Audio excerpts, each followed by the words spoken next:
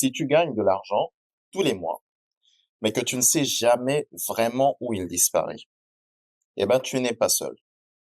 Beaucoup de personnes travaillent dur, reçoivent leur salaire et à la fin du mois, il ne reste presque rien.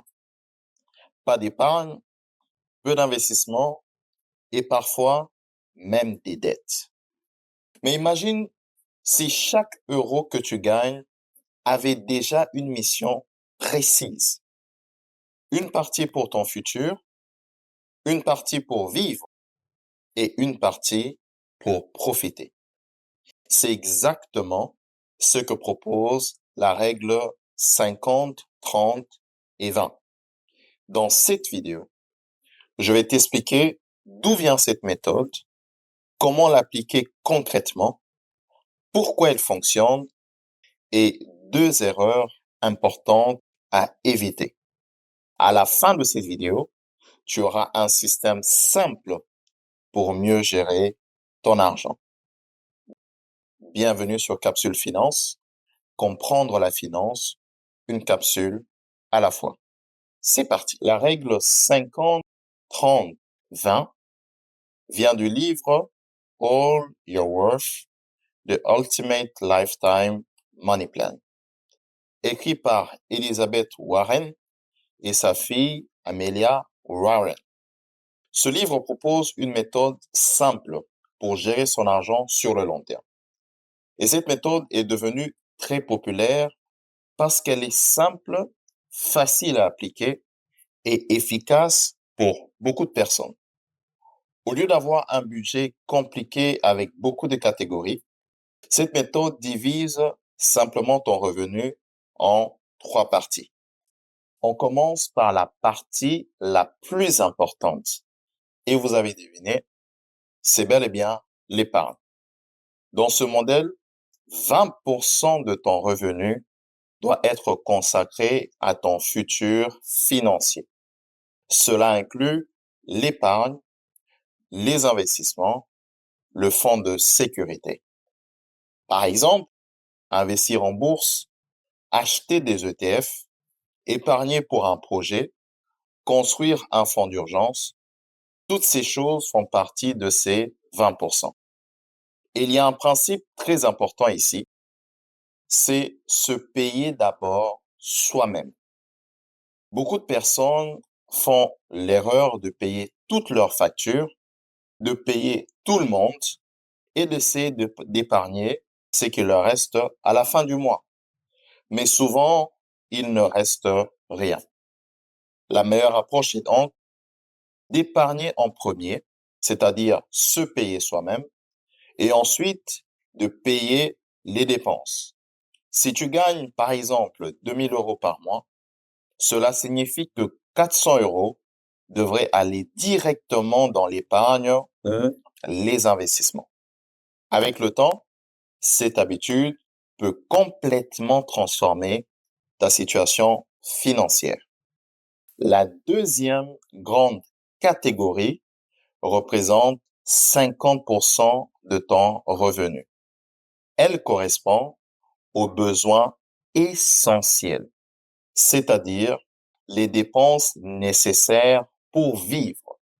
Par exemple, le loyer ou le crédit immobilier, les factures d'électricité et d'eau, l'alimentation, les transports, les assurances, factures de téléphone ou Internet.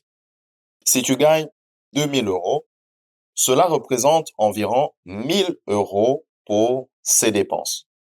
L'objectif est de s'assurer que les dépenses obligatoires ne prennent pas tout ton revenu.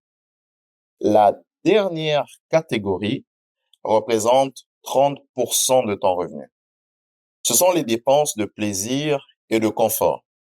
Par exemple, restaurant, cinéma et loisirs, voyages, vêtements, abonnements et divertissements.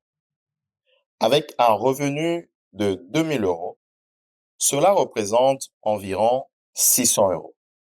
Cette catégorie est importante. Pourquoi?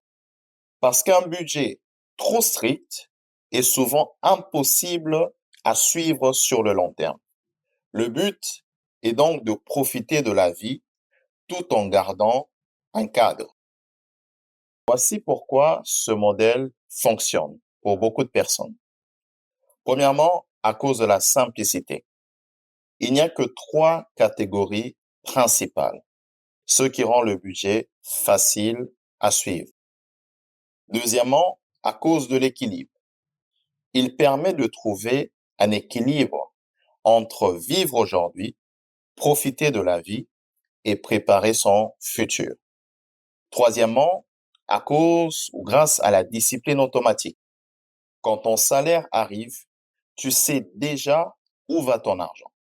Cela évite les dépenses impulsives. Quatrièmement, la flexibilité.